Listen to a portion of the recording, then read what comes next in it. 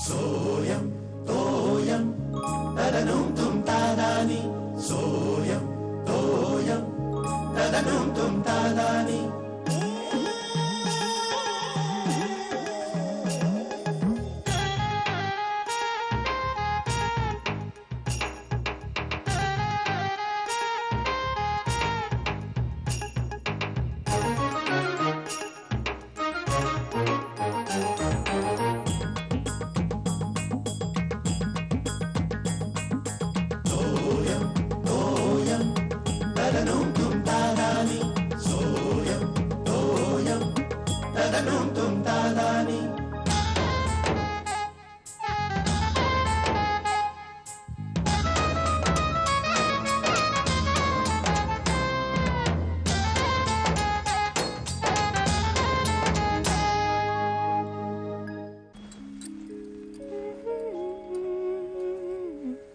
श्यामला मी आलो हा.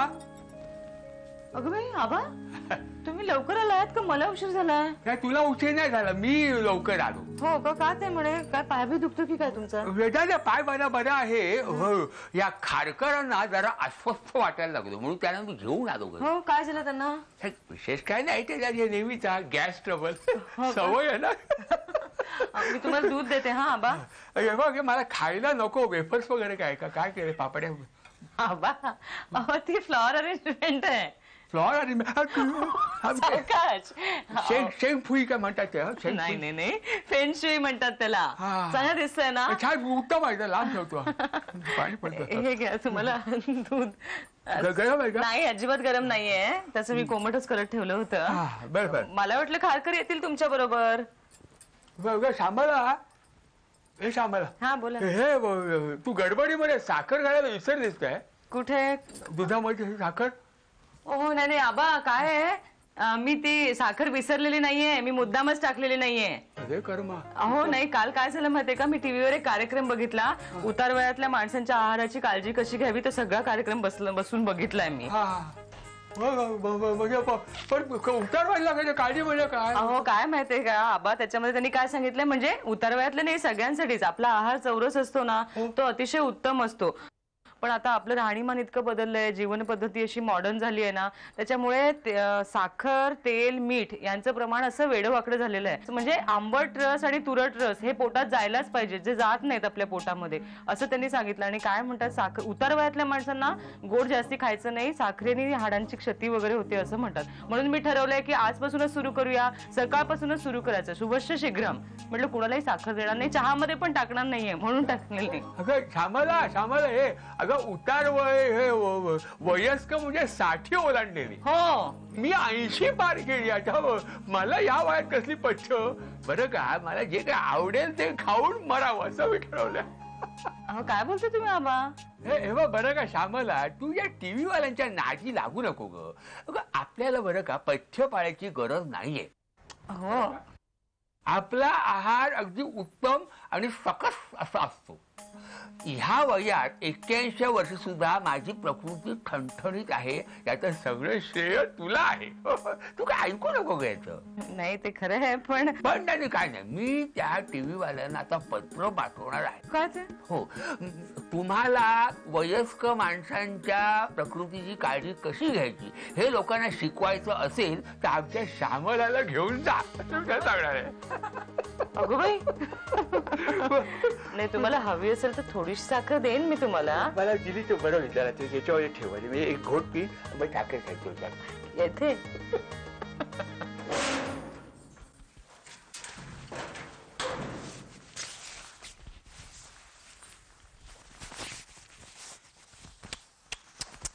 अरे देवा काय हे. तुमचा डबा तयार आहे बरं का? तुमची झाली नाही तयारी अजून? हे काय आहे? काय झालं?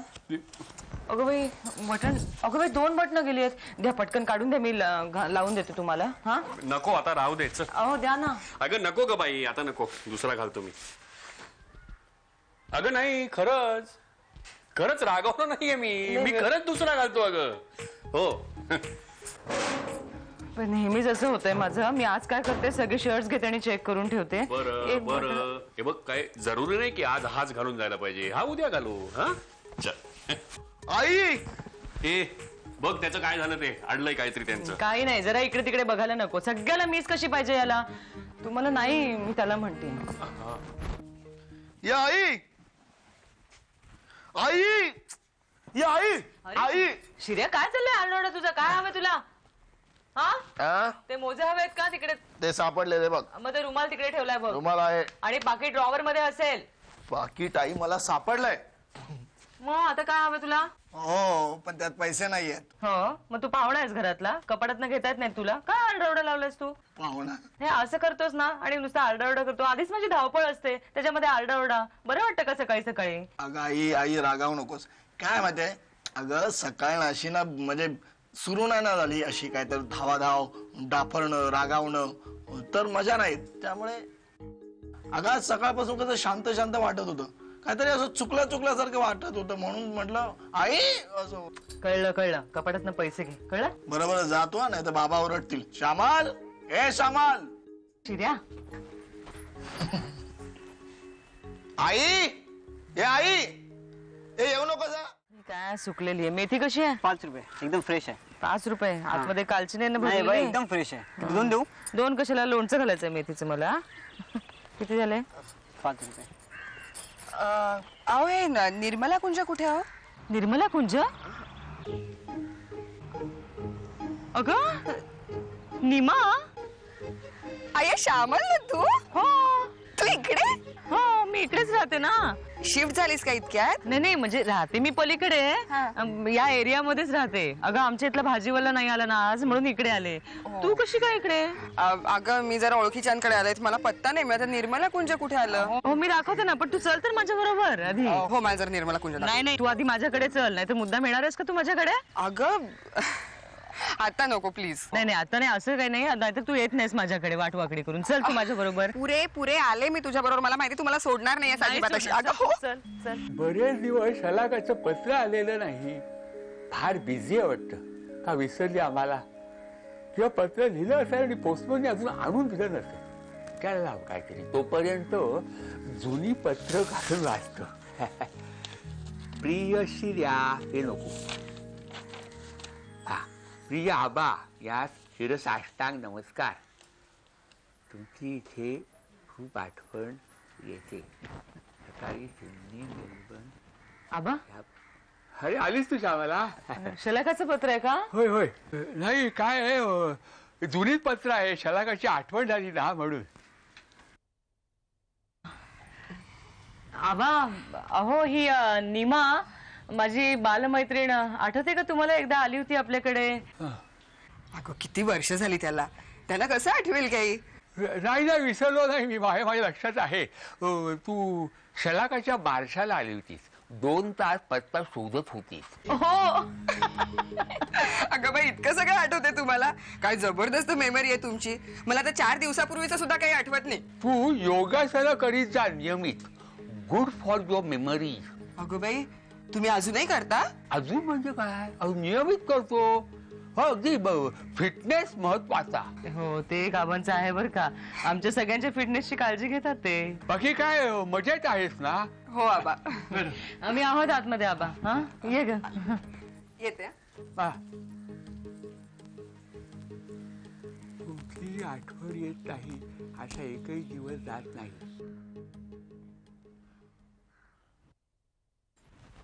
घे पाणी घे. पसारा बघू नकोस. हा अगं गोड आहे ग घर तुझं. जुनं आहे. काय म्हणतात खानोलकर? काय म्हणणार, सध्या टूर वरती गेले. अगं. कलकत्त्याला आहेत ते. हो. अगं बाई, म्हणजे घरी तू आणि मुलगाच? छे ग, मुलगा कुठे? मुलगा सिंगापूरला. हो. कधी गेला? तुला नाही माहिती, 2 वर्ष होत आली आता. अगं बाई, मग घरी तू एकटीच? हो. घर खायला उठत असेल ना? अगं शलाका गेली आहे. शलाका ऑस्ट्रेलियाला गेली आहे 6 महिन्यांसाठी. तर मला दुपार खायलाच उठते. काय करावं कळत नाही. बरं कुठे जावं म्हटलं तर सोबतीला कोणी नाही. फारच एकटं वाटतं बाई. तुला? का नवरा नाहीये तुझा? त्याला सांगायचं चल खरेदीला कंपनी द्यायला मला म्हणून. काहीतरी काय. हो, थट्टा नाही करत आहे मी, सिरियसली सांगते तुला श्यामला. तू सांगतेस वाटतं नवऱ्याला. ऑफकोर्स. आणि तो ऐकतो. ड्युटीच आहे त्याची ती. अगं नवरा म्हणून कर्तव्यच नाही का त्याचं ते? हो ते आहेच पण अगं त्यांच्यासाठी आपण एवढं करतो, बघ त्यांनी आपल्यासाठी एवढं सुद्धा नको का करायला? हो ते पण आहेच. सुरुवातीला तो तसा नव्हता ग, पण मग समीर सिंगापूरला गेला आणि मी खूप लोनली झाले. त्याच्या लक्षात आलं लगेच. तसा तो खूप अंडरस्टँडिंग आहे ग. त्याने आपली लाईफस्टाईलच बदलून टाकली. म्हणजे अगं पूर्वी कसं ऑफिस मधून आल्याबरोबर तो मित्रांबरोबर कुठे कुठे भटकायला जायचा, पार्टीज ना, नाहीतर फंक्शन्स ना, नाहीतर असंच कुठे कुठे ग. आता त्याने ते सगळंच बंद करून टाकलं. जास्तीत जास्त वेळ तो आता मला देतो. अगं पिक्चरला किंवा नाटकाला गेला ना, ते सुद्धा मला बरोबर घेऊनच जातो. काय ग, त्याच्यामुळेच सावरले ग मी. ते तर खरंच वेळ लागलं असतं मला. नाही पण खरंच कौतुक आहे हा तुझ्या नवऱ्याचं. कौतुक तर आहेच ग, पण श्यामल मला वाटतं ते त्याचं कर्तव्यच आहे. आणि शिवाय तो जास्त परदेशात वगैरे जात असतो ना, त्याच्यामुळे त्यालाच जास्त माहितीये. तिकडे म्हणे नवरा जास्त वेळ देत नाही, एवढ्या कारणावरून बायका घटस्फोट देतात चक्क. अगं बाई काय सांगतेस तू? हो खरंच आणि बरोबरच आहे ग ते. अगं एकदा का लग्न झालं की आपण संसार, मुलं या सगळ्या रामरगाडात इतक्या गुरफटतो की मित्र मैत्रिणी सगळं कुठे लांब सुटतं बघ. सगळे रिलेशन्सच संपून जातात आपली. पण काही इलाज नसतो नीमा. अगं हे मुलाबाळांच्या कामामध्ये आपल्याला काही सुचत नाही आणि जेव्हा लक्षात येतं ना तेव्हा वेळच निघून गेलेली असते. म्हणजे या वयात लक्षात येतं मुलं मार्गी लागलेली आहे, स्वतःच्या पायावर उभी आहेत आणि इतका रिकामा वेळ मिळतो ना, असं वाटतं आता थोडीशी हौसमौज करावी, टूरला जावं, कुठे शॉपिंगला जावं. पण कसं जाणार, कोणाबरोबर जाणार? कंपनीला कोणीच नाही ना. आणि असं जीवाभावाची मैत्रीण पण चार गोष्टी करायला मिळावी म्हटलं तर पण ती नेमकी अशा वेळेला मिळत नाही वेडाबाई.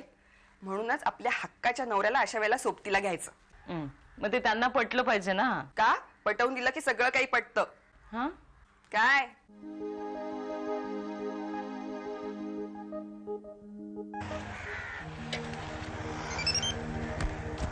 एक मिनिट.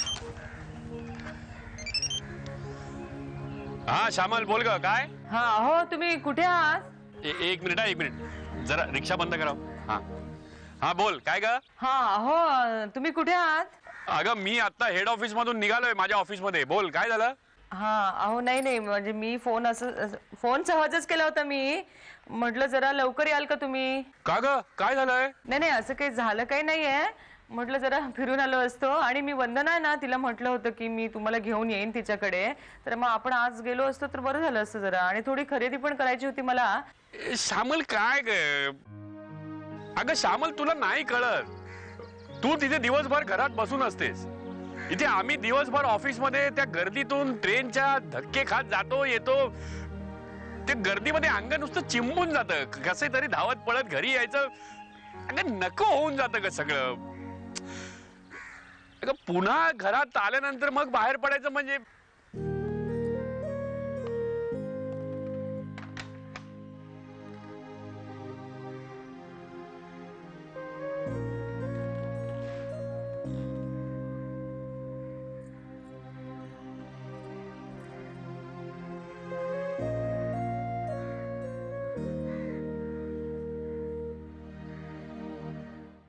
शर्मा यांच्या अटकेच्या संदर्भात विरोधी पक्ष नेत्यांनी बघितलं मी बोललो नव्हतो तुम्हाला. लोकशाही आघाडी सगळे इन्व्हॉल्ड असणार याच्यामध्ये. देणगीच्या पैशाचा वापर करण्यात आला होता अरे काय आरोप.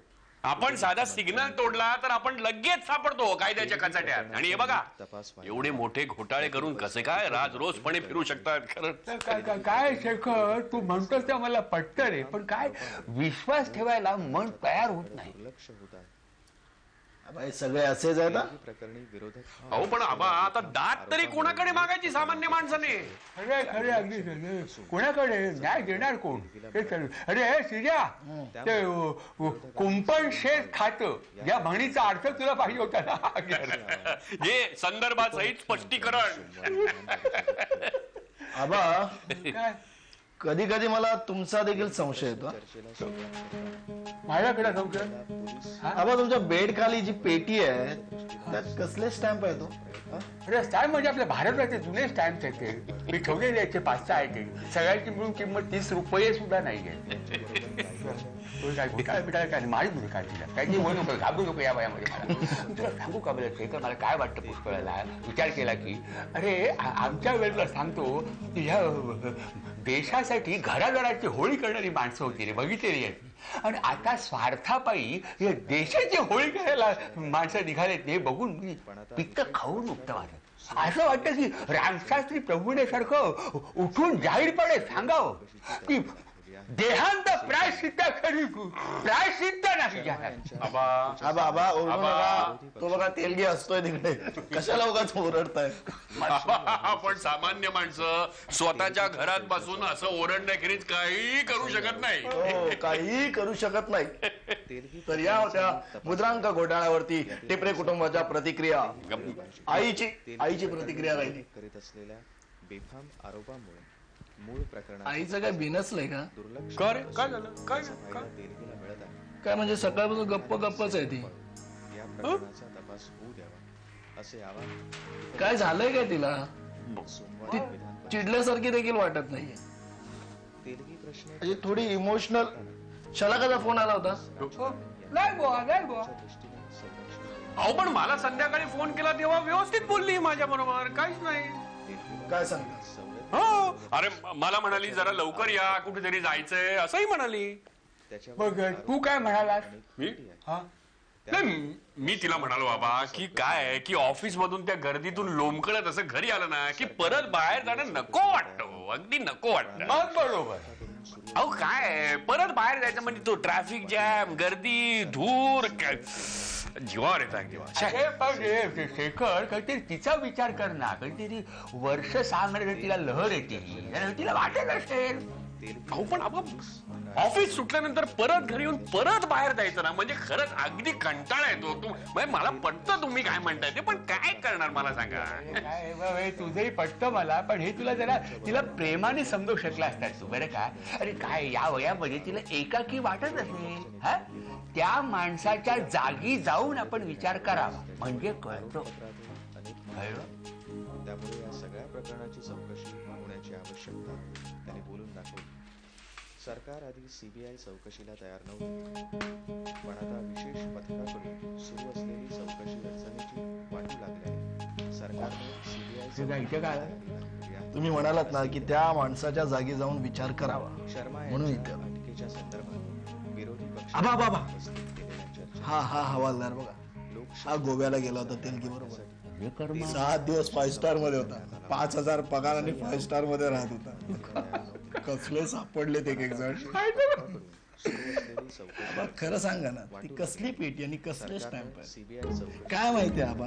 आम्ही सगळे चांगले लोक आहोत, आमची काहीतरी इज्जत आहे, समाजात मान आहे, उगा ते धुळीला नको ना. तुझ्या तू आता आधीच्या बोलला कानाखाली स्टॅम्प काढी सांगतो 30,000 कोटीचा.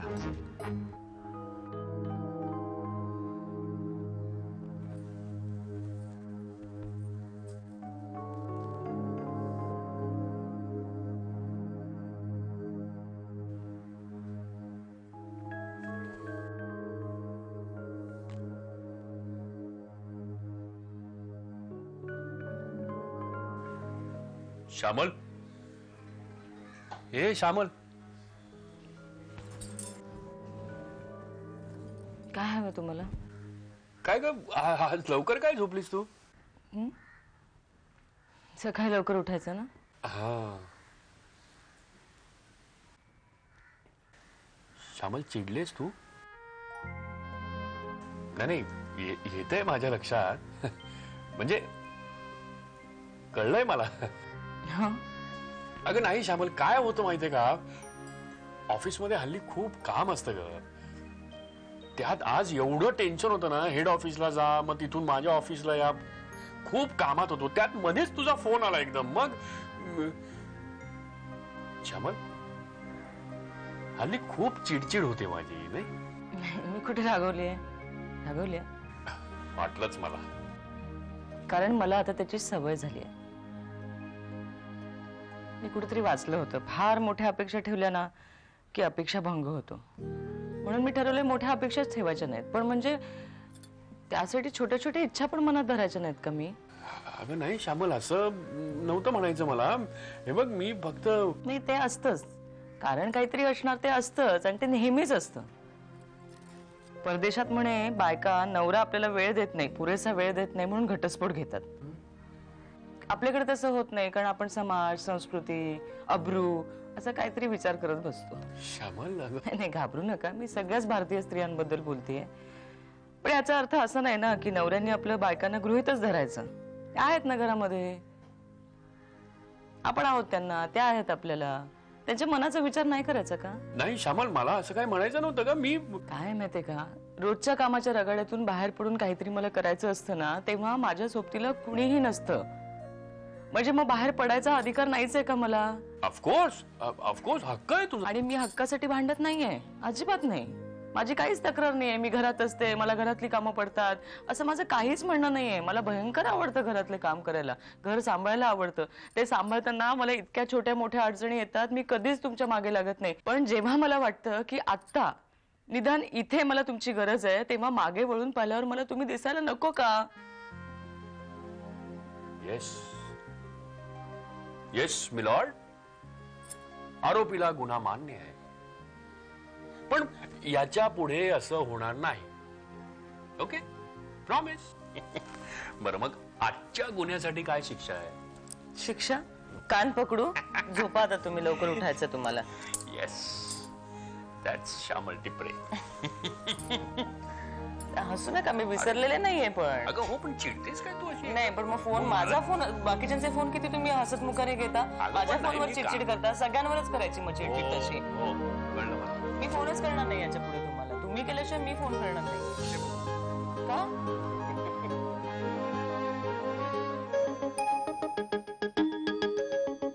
सोयम तोयम तदनुम तुम तादानी सोयम तोयम तदनुम तुम तादानी